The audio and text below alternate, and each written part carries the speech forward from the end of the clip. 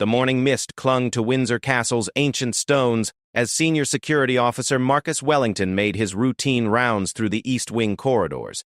His heavy boots echoed against the marble floors, a sound that had become as familiar to him as his own heartbeat after 15 years of service. The palace was still wrapped in the quiet of dawn, with most of the royal household still asleep in their chambers. Marcus had always prided himself on his attention to detail. It was this quality that had earned him rapid promotions through the ranks of the Royal Protection Unit, eventually landing him the prestigious position of overseeing the palace's most sensitive security protocols. His colleagues often joked that he could spot a paperclip out of place from 50 yards away, but Marcus knew that in his line of work, such vigilance wasn't just helpful, it was essential. As he turned the corner toward the restricted archives section, something caught his eye. The heavy oak door that led to the Royal Historical Archives stood slightly ajar. Marcus's steps slowed, his trained mind immediately cataloging the anomaly. That door was supposed to remain locked at all times, accessible only to a handful of authorized personnel, with the highest security clearance. The electronic lock system required both a keycard and a biometric scan, making unauthorized access nearly impossible. Marcus approached the door with measured caution, his hand instinctively moving toward the radio clipped to his belt. The archives contained some of the most sensitive historical documents in British history, correspondence between monarchs and foreign leaders, classified state papers, and personal records that could reshape public understanding of the royal family's past. Security protocols dictated that any breach, however minor, be treated as a potential threat to national security. He pressed his ear against the gap between the door and its frame, listening intently.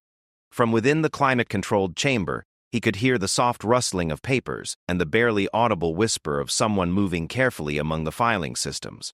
Marcus's pulse quickened.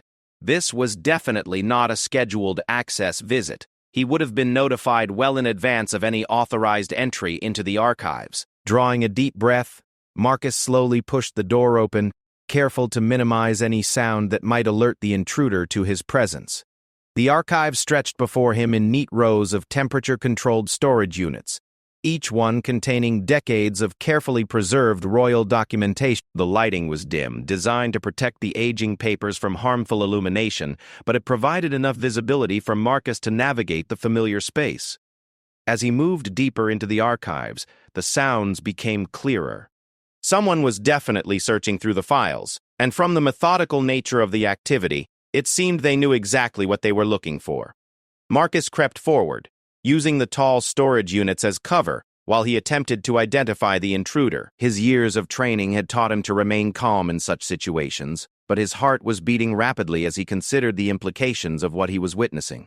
When he finally caught sight of the figure bent over an open file drawer, Marcus felt a shock of recognition that nearly caused him to gasp aloud. Queen Camilla stood in the center of the restricted section, her usually immaculate appearance slightly disheveled as she carefully examined a collection of aged documents.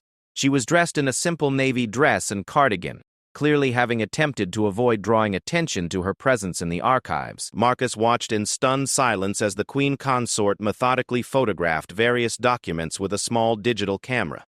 Her movements were deliberate and efficient, suggesting this wasn't a spontaneous visit, but rather a carefully planned operation. She would examine each document briefly, take several clear photographs, and then move on to the next file.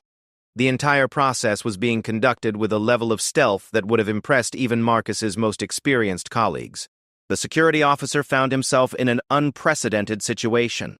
His duty was to protect the archives from unauthorized access, but how does one challenge the queen consort? The protocols he had memorized so thoroughly made no provision for this particular scenario. Yet as he watched Camilla continue her secretive documentation of sensitive historical records, Marcus knew he couldn't simply pretend he hadn't witnessed this breach. Several more minutes passed before Camilla seemed to find what she was truly searching for. She paused at a particular file, her posture changing as she discovered something of obvious significance. Marcus could see her hands trembling slightly as she opened what appeared to be a leather-bound journal or diary. The expression on her face, a mixture of satisfaction and apprehension, told him that this discovery was exactly what she had been hoping to find. As Camilla began photographing the pages of the journal with increased urgency, Marcus made his decision. He stepped out from behind the storage unit, his presence immediately causing the queen consort to freeze in place. The small camera in her hand seemed to weigh 1,000 pounds as she slowly turned to face him, her eyes wide with the shock of being discovered. "Your Majesty," Marcus said quietly, his voice steady despite the extraordinary circumstances. "I'm afraid this area is restricted to authorized personnel only." Camilla's face flushed crimson as she realized the gravity of her situation. For a moment, she seemed unable to speak, the weight of being caught in such a compromising position rendering her temporarily speechless. The camera remained clutched in her hands, the evidence of her unauthorized activities impossible to deny. "Officer Wellington," she finally managed, her voice barely above a whisper. "I can explain this." But Marcus was already reaching for his radio, his duty clear regardless of who stood before him. "Security breach in the Royal Archives," he reported calmly to his command center, requesting immediate supervisor response to my location. The queen consort's face went pale as she realized the full implications of Marcus's call. Within minutes, the archives would be swarming with additional security personnel, and her secret mission would become known throughout the Royal Protection Unit. Whatever she had been hoping to accomplish in the archives, her window of opportunity was rapidly closing. "Please," Camilla said, taking a step toward Marcus with the journal still in her hands. "You don't understand the importance of what I've found here. This could change everything we know about the royal family's history." Marcus remained unmoved, his training overriding any curiosity about the queen consort's claims. "I'm going to have to ask you to step away from the files, Your Majesty, and place that camera on the table." The standoff continued for several tense moments as they waited for additional security to arrive. Camilla seemed to be weighing her options, perhaps considering whether to appeal to Marcus's loyalty to the crown or to attempt some other form of persuasion. But the security officer's resolute stance made it clear that his adherence to protocol would not be swayed, regardless of the circumstances. When the sound of approaching footsteps echoed through the archives, both Marcus and Camilla knew that this incident would soon spiral beyond their control. The queen consort carefully placed the journal back in its file, but kept the camera close to her chest, as if protecting the evidence she had gathered was worth any consequences she might face. As Chief Security Supervisor James Morrison entered the archives with 2 additional officers, the full weight of the situation became apparent to everyone present. The man who had overseen royal security for nearly 2 decades found himself staring at the queen consort in obvious violation of the most basic security protocols, her unauthorized presence in the restricted archives raising questions that would undoubtedly reach the highest levels of the royal household. "Your Majesty," Morrison said carefully, his voice betraying none of the shock he undoubtedly felt. "Perhaps we could discuss this situation in a more private setting." But Camilla shook her head firmly, her initial embarrassment giving way to a steely determination. "What I've discovered here tonight cannot be swept under the rug, Supervisor Morrison. The British people have a right to know the truth about their royal history." Marcus watched as the confrontation escalated, knowing that his simple security round had uncovered something far more significant than a routine breach of protocol. Whatever secrets lay within that leather-bound journal, they were important enough for the queen consort to risk her reputation and standing within the royal family to expose them. The archives fell silent except for the gentle hum of the climate control system, as 4 people stood surrounded by centuries of royal secrets, each understanding that this moment would forever change the trajectory of their lives and possibly the monarchy itself. Chief Security Supervisor James Morrison had handled countless security incidents during his 20-year career protecting the royal family, but nothing had prepared him for this moment. As he stood in the restricted archives facing Queen Camilla, who clutched a digital camera containing unauthorized photographs of classified historical documents, he felt the weight of an impossible situation settling on his shoulders. "Your Majesty," Morrison began again, his voice measured and professional despite the extraordinary circumstances, "I must respectfully request that you surrender the camera and accompany us to a secure location where we can discuss this matter properly." Camilla's jaw tightened, her usually diplomatic demeanor replaced by an iron resolve that surprised everyone present. "I will not be treated like a common criminal, Supervisor Morrison. What I've discovered in these archives is of paramount importance to the integrity of the crown itself." Officer Wellington stood nearby, still somewhat stunned by the turn his routine security patrol had taken. He had followed protocol perfectly, but now found himself at the center of what could become the most significant security incident in recent royal history. His radio crackled softly as the command center awaited updates on the situation. Morrison gestured to his two accompanying officers to maintain their positions while he attempted to de-escalate the confrontation. "No one is suggesting you're a criminal, Your Majesty. However, the archives are subject to strict security protocols that apply to everyone, regardless of their position within the royal household. These measures exist to protect sensitive historical documents that could impact national security if they were to be compromised." National security? Camilla's voice rose slightly, her composure beginning to crack under the pressure of the situation. Or royal family security? There's a significant difference, and what I've found here tonight proves that this distinction has been deliberately blurred for far too long. The Queen Consort held up the leather-bound journal she had been photographing when discovered. This document contains correspondence that contradicts official historical records about the royal family's actions during some of the most critical periods in British history. The public has been deceived, and I refuse to be complicit in continuing that deception.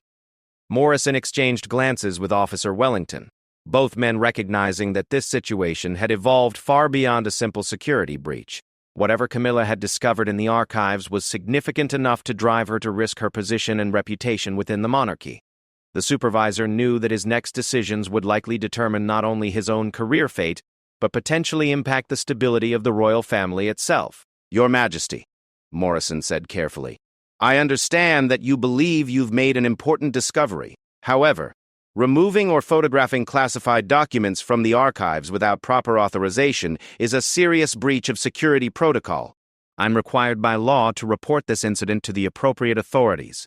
Camilla stepped forward, her eyes blazing with determination. "Then report it, Supervisor Morrison. But know that when you do, you'll be reporting that the Queen Consort discovered evidence of a decades-long cover-up that has deceived the British people about their own history.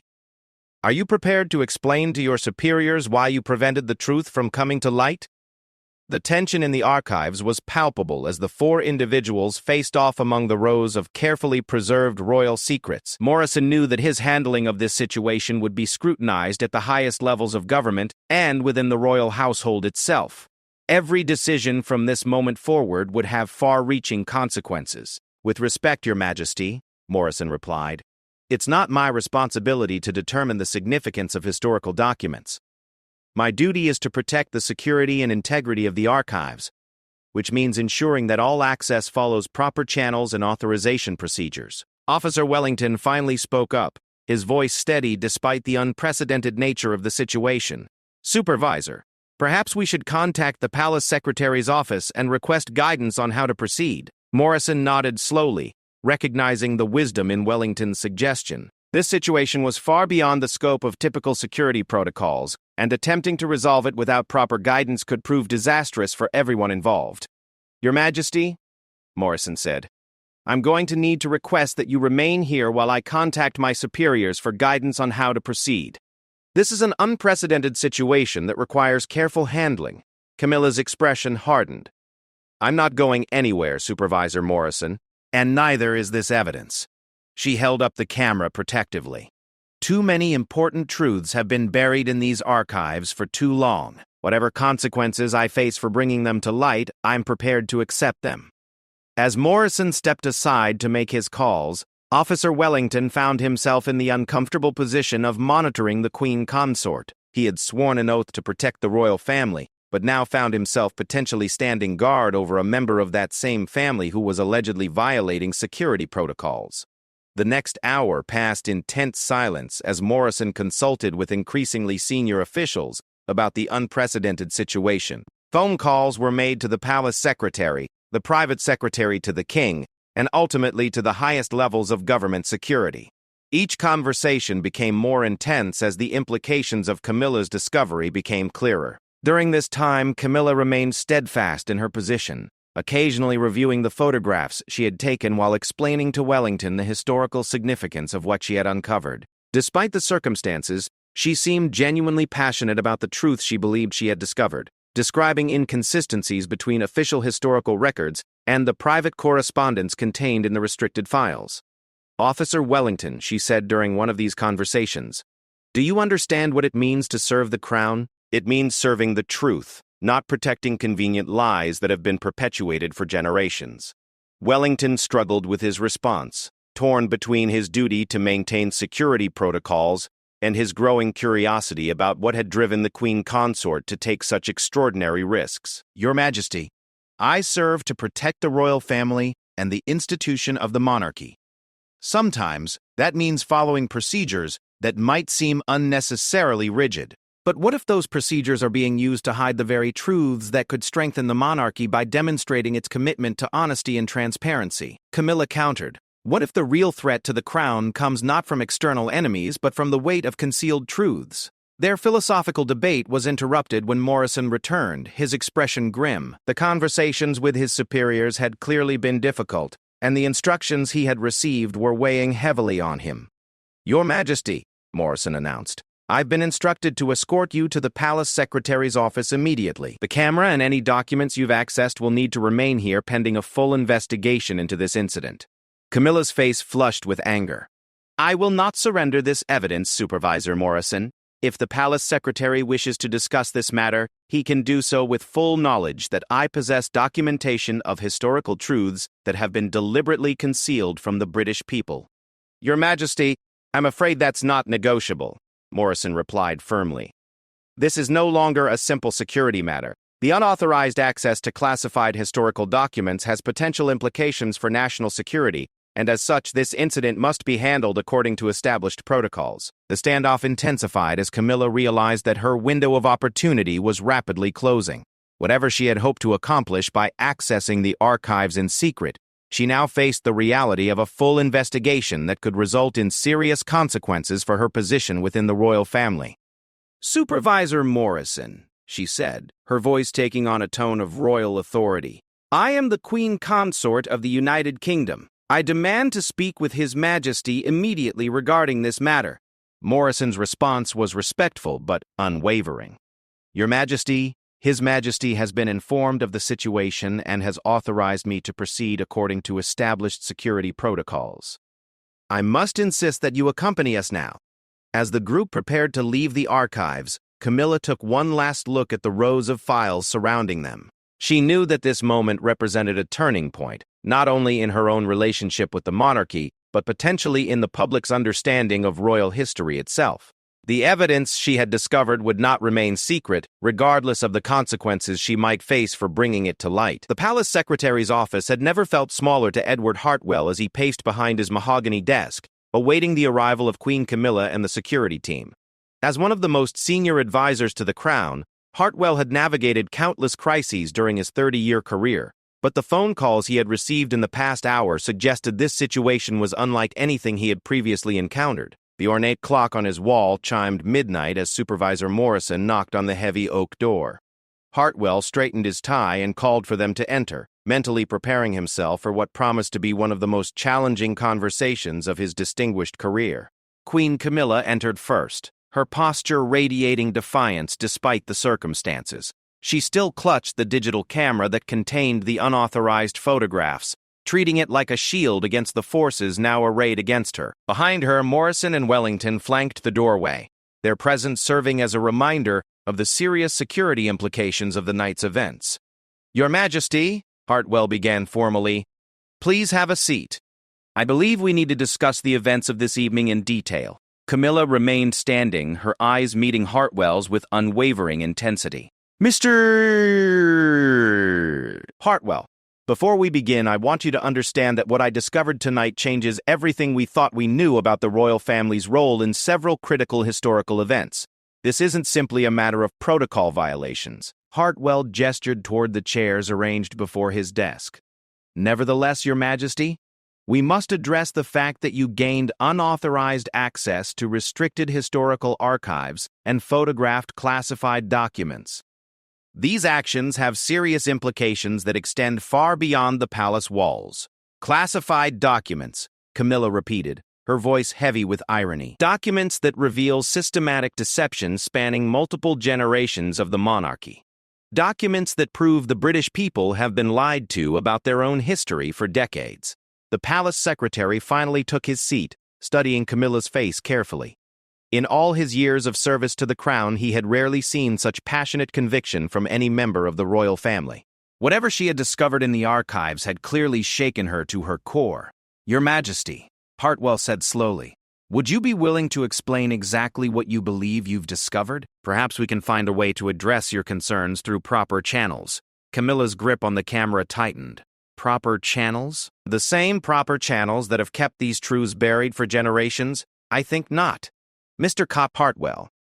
She moved toward his desk, her movements sharp and purposeful. "What I found tonight was correspondence between King George VI and Winston Churchill during the early days of World War II. Letters that directly contradict the official historical record about the royal family's position on appeasing Nazi Germany." Hartwell's face remained impassive, but Officer Wellington noticed his hands tense slightly as Camilla continued her revelation. According to the official history, the royal family consistently opposed any form of appeasement with Hitler's regime, Camilla continued. But these private letters reveal that King George VI was actually quite sympathetic to finding a peaceful resolution with Germany, even after the war had begun. He wrote to Churchill expressing concerns about the wisdom of continuing the conflict when a negotiated peace might be possible. The room fell silent as the implications of Camilla's words settled over everyone present. If her claims were accurate, it would represent one of the most significant historical revelations about the British monarchy in modern times. Hartwell cleared his throat carefully. "Your Majesty, even if such correspondence exists, surely you understand the sensitivity of wartime communications between the Crown and government officials. Many decisions made during that period were complex and nuanced, requiring careful historical context to understand properly." "Context?" Camilla's voice rose. "The context is that the British people have been taught to revere the royal family's unwavering resistance to fascism, while the truth is far more complicated. They deserve to know that their monarchs were human beings who struggled with the same doubts and fears as everyone else during those dark times." Morrison stepped forward slightly. "Your Majesty, with respect, historical interpretation is not within the purview of security protocols. Our concern is the unauthorized access to classified materials, regardless of their content." Camilla whirled to face him. "Your concern should be protecting the integrity of the institution you serve, Supervisor Morrison, and that integrity is being undermined by the perpetuation of historical myths that can no longer be sustained." She turned back to Hartwell, her voice becoming more intense. "But the wartime correspondence is just the beginning. I also found evidence of financial arrangements between the royal family and various colonial administrations that directly benefited from practices that would be considered crimes against humanity by today's standards." Hartwell's composure finally cracked slightly. "Your Majesty, I must ask you to be very careful about making such serious allegations without proper historical analysis and context." "Historical analysis and context," Camilla repeated bitterly. "That's exactly what I'm trying to provide, Mr. Brandt." Hartwell. "For too long, the royal family's historical image has been carefully curated to present only the most flattering aspects of our past. But the British people deserve the full truth, not sanitized propaganda." She held up the camera again. These photographs contain documentation of financial records showing that several members of the royal family profited significantly from colonial mining operations in Africa during the early 20th century. Operations that used forced labor and caused tremendous suffering among indigenous populations. Officer Wellington found himself increasingly uncomfortable with the direction of the conversation. While his duty was clear regarding security protocols, he couldn't help but be affected by the passion in Camilla's voice and the potential significance of her claims. Hartwell stood and walked to the window overlooking the palace gardens. "Your Majesty, even assuming the accuracy of what you believe you've discovered, surely you recognize that releasing such information without proper preparation and context could cause irreparable damage to the monarchy itself. And concealing it causes irreparable damage to the monarchy's credibility," Camilla countered. "How can we expect the British people to trust an institution that continues to hide uncomfortable truths about its past?" The palace secretary turned back to face her. There are proper procedures for reviewing historical documents and determining what information should be made public. These procedures exist to ensure accuracy and to consider the broader implications of historical revelations. Procedures controlled by the very institution that has the most to lose from transparency, Camilla replied. I've spent months requesting access to these archives through proper channels, only to be told repeatedly that the documents I sought were either missing, sealed indefinitely, or deemed too sensitive for review. She moved closer to Hartwell's desk. Tonight's unauthorized access was my last resort, Mr. Hartwell. I refuse to be complicit in perpetuating historical deceptions any longer. Morrison cleared his throat. Your Majesty, regardless of your motivations, the fact remains that you violated serious security protocols. These violations must be reported through proper channels, which may result in a formal investigation. Camilla's eyes flashed with determination. Then investigate away, Supervisor Morrison. But understand that I will not surrender this evidence, and I will not be silenced. If the palace chooses to treat me as a security threat for seeking historical truth, then so be it.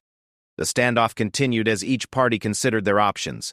Hartwell knew that any attempt to forcibly confiscate the camera could result in a public relations disaster if Camilla chose to go public with her allegations. At the same time, allowing her to retain the unauthorized photographs would set a dangerous precedent for security protocols. Your Majesty, Hartwell said finally, perhaps we could arrange for a proper historical review committee to examine these documents under controlled conditions. This would allow for scholarly analysis while maintaining appropriate security measures. Camilla shook her head firmly. No committees, no controlled conditions, no scholarly analysis designed to minimize the impact of these revelations. The British people deserve unfiltered access to their own history. As the clock chimed 1 in the morning, it became clear that this confrontation would not be resolved through simple negotiation. The Queen Consort had crossed a line that she apparently had no intention of crossing back, and the implications of her actions were only beginning to unfold. The grandfather clock in the palace secretary's office struck 2 in the morning as the tension reached a breaking point. Edward Hartwell had exhausted nearly every diplomatic approach he could think of, yet Queen Camilla remained unmoved in her determination to expose what she believed were decades of historical deceptions. The digital camera containing the controversial photographs had become the focal point of a standoff that could potentially reshape the British monarchy. Your Majesty, Hartwell said, his patience finally beginning to wear thin. I'm afraid I must inform you that His Majesty the King has been awakened and briefed on this situation. He has requested your immediate presence in the throne room to discuss this matter personally. Camilla's expression shifted slightly, the first sign of uncertainty she had shown since being discovered in the archives. Facing her husband in his official capacity as monarch would add an entirely new dimension to an already complex situation. Charles wishes to see me now? She asked, her voice losing some of its earlier defiance. His Majesty wishes to see the Queen Consort immediately, Hartwell corrected, emphasizing the formal nature of the summons. Supervisor Morrison and Officer Wellington will escort you there directly. But as they prepared to leave the office, Camilla made a decision that would escalate the crisis to unprecedented levels. Instead of surrendering the camera or agreeing to face the king immediately, she stepped toward Hartwell's desk and picked up his secure telephone. What are you doing, Your Majesty? Morrison asked, alarm evident in his voice. I'm calling the BBC newsroom, Camilla announced, her fingers already dialing. If the palace insists on treating this as a security matter rather than addressing the historical revelations, then perhaps the British people should decide for themselves what they want to know about their royal family's past. Hartwell lunged toward the phone, but Camilla held up her hand to stop him. Mr. Hartwell, I am still the Queen Consort, and I will not be manhandled by palace staff. If you wish to prevent this call, you'll need to have me physically restrained. The palace secretary found himself in an impossible position. Having security personnel physically restrain the Queen Consort would create its own massive scandal, yet allowing her to contact the media could prove equally disastrous for the monarchy. Your Majesty, please reconsider, Hartwell pleaded. Once this information becomes public, there will be no controlling the narrative or the consequences. You could be destroying the very institution you've served faithfully for years. Camilla paused with the receiver halfway to her ear. Or I could be saving it by demonstrating that the monarchy is capable of honesty and transparency even when the truth is uncomfortable. The phone began to ring as Camilla waited for someone at the BBC to answer. Each ring seemed to echo through the office like a countdown to disaster. BBC News Desk, came a voice from the other end of the line. This is Queen Camilla, she said clearly. I have important historical information about the royal family that the British people need to know. There was a moment of stunned silence from the BBC end before the journalist found his voice. Your Majesty, could you please verify your identity? This is quite unexpected. I am calling from the Palace Secretary's office at Buckingham Palace, Camilla continued. I have in my possession photographic evidence of historical documents that reveal significant deceptions about the royal family's role in various critical events throughout British history. Hartwell was frantically gesturing to Morrison, who was speaking rapidly into his radio to request immediate assistance. The situation had spiraled completely beyond their control, and they were now facing the prospect of the Queen Consort making unauthorized disclosures to the media in real time. Your Majesty, the BBC journalist continued, his excitement barely contained. What specific historical events are you referring to? Before Camilla could respond, the office door burst open, and King Charles III entered, still in his nightclothes but wearing an expression of stern authority that commanded immediate attention. Behind him came 3 additional security officers and the King's private secretary, Sir Robert Fellows. Camilla, the King said firmly, his voice carrying the full weight of royal authority, put down that telephone immediately. The Queen Consort looked up at her husband, the phone still pressed to her ear. For the first time that evening, she seemed to falter slightly in her resolve. Charles, she said softly, you know as well as I do that these secrets have been buried for too long. The monarchy cannot continue to build its legitimacy on historical myths. Your Majesty, came the voice from the BBC end of the line. Are you still there? What secrets are you referring to? King Charles stepped forward and gently but firmly removed the telephone from his wife's hands.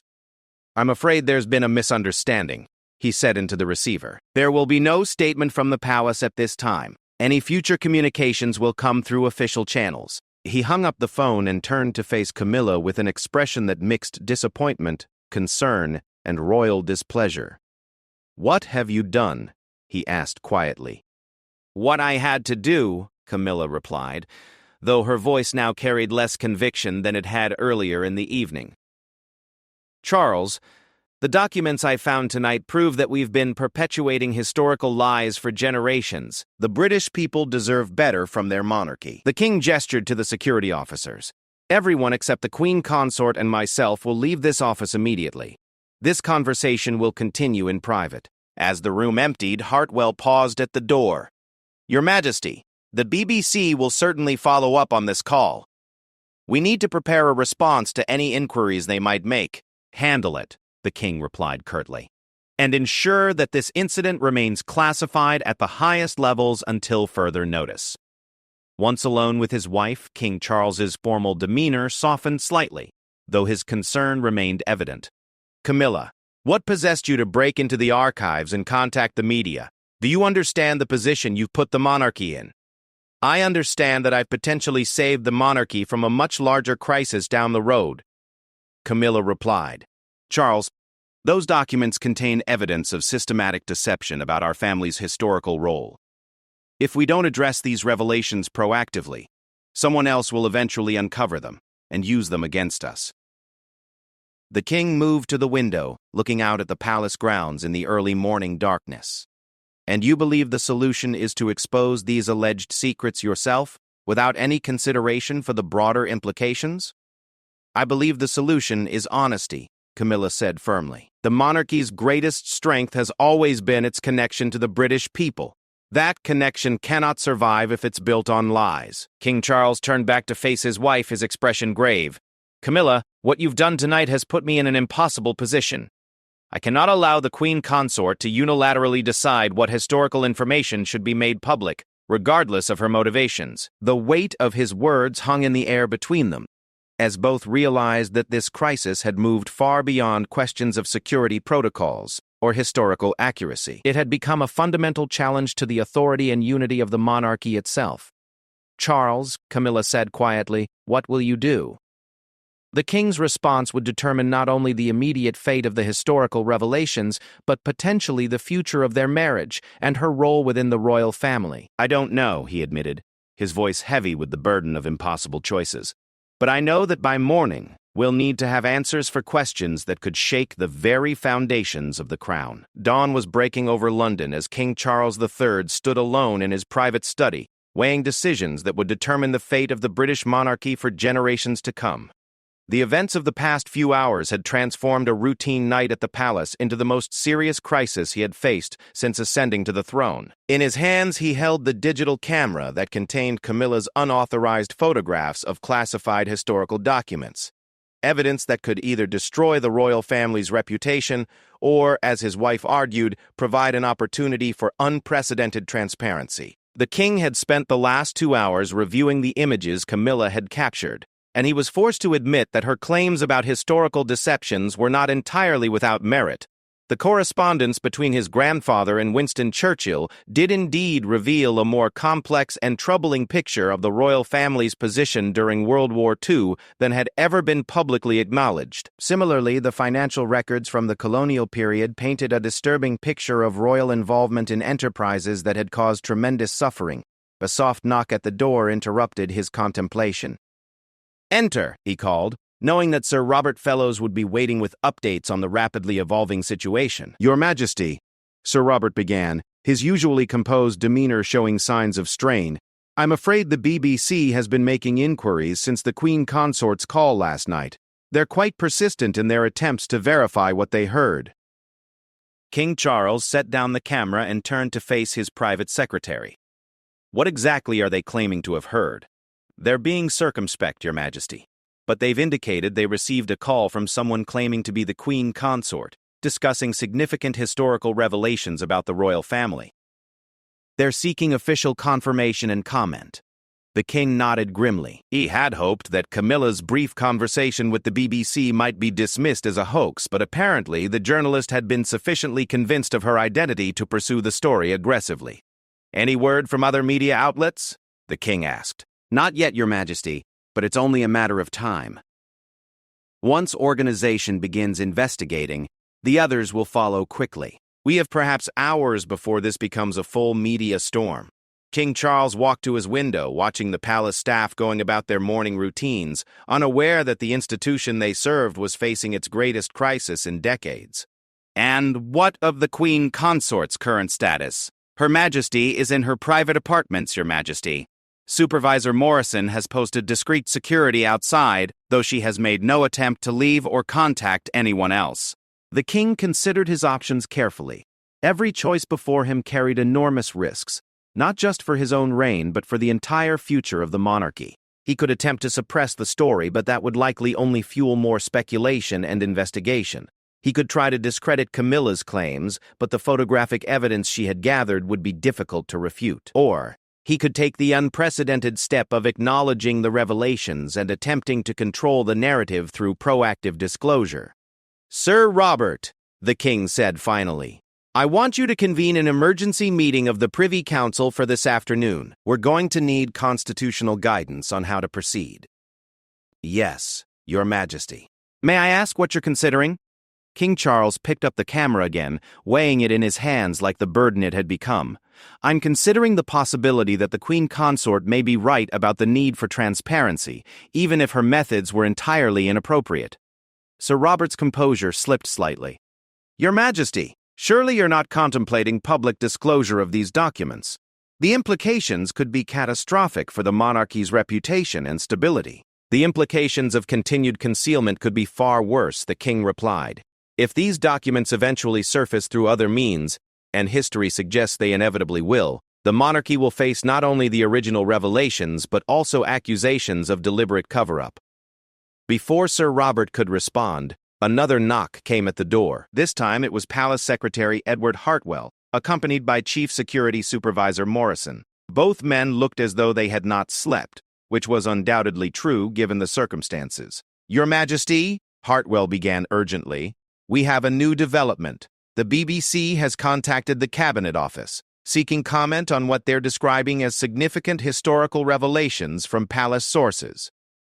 The Prime Minister's office is demanding an immediate briefing on the situation. King Charles felt the walls closing in around him as the crisis expanded beyond the palace. Once government officials became involved, his options for managing the situation would become even more limited. "How much time do we have before this becomes public knowledge?" he asked. "Hours at most, Your Majesty," Morrison replied. The BBC is clearly preparing to run with the story whether we cooperate or not. Other news organizations are beginning to make inquiries as well. The king made his decision. "Mr. Hartwell, I want you to arrange a private meeting with the BBC's senior editors this afternoon." Sir Robert, cancel the Privy Council meeting and instead arrange for a conference call with the Prime Minister and the Archbishop of Canterbury within the hour. Both advisors looked stunned by the king's instructions. "Your Majesty," Sir Robert asked carefully, "what do you intend to tell them?" "The truth," King Charles replied simply. "It's time for the British monarchy to demonstrate that it can survive honesty as well as it has survived secrecy."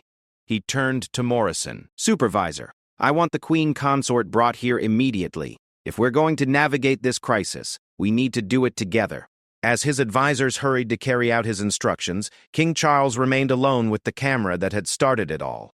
He understood that his decision to pursue transparency would likely be seen as unprecedented and dangerous by many within the royal establishment. But he also recognized that Camilla's midnight adventure in the archives had forced a reckoning that had been long overdue. 20 minutes later, Queen Camilla entered the study, her appearance showing the strain of the past few hours, but her posture still radiating the determination that had driven her unauthorized investigation. She looked at the camera in her husband's hands and then met his eyes.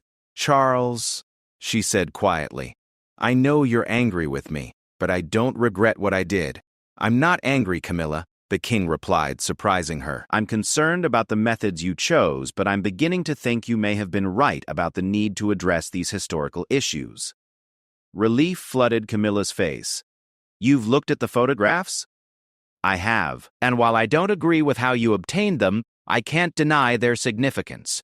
He gestured for her to sit down. "The question now is how we move forward."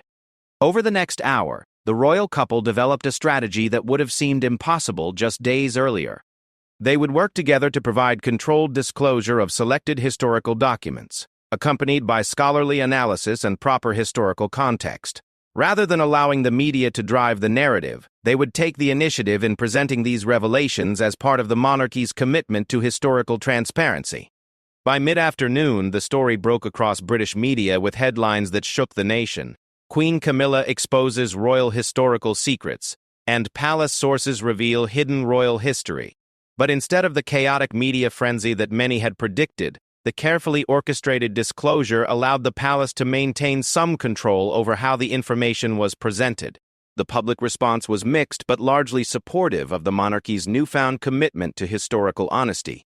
Polls showed that while many Britons were surprised by the revelations, most appreciated the royal family's decision to address these issues proactively rather than allowing them to remain hidden. In the weeks that followed, Queen Camilla's unauthorized midnight adventure became the catalyst for a broader initiative to review and selectively declassify historical royal documents. While she faced formal censure for her security protocol violations, she was privately praised by many historians and transparency advocates for forcing long-overdue conversations about royal historical accountability. Officer Marcus Wellington, whose routine security patrol had uncovered the crisis, found himself commended for his adherence to protocol under extraordinary circumstances. His actions had potentially saved the monarchy from an even more damaging scenario by ensuring that the situation was handled through official channels rather than allowing unauthorized historical revelations to spread unchecked. As autumn arrived at the palace, King Charles reflected on how a single night's events had transformed both his reign and his relationship with his wife.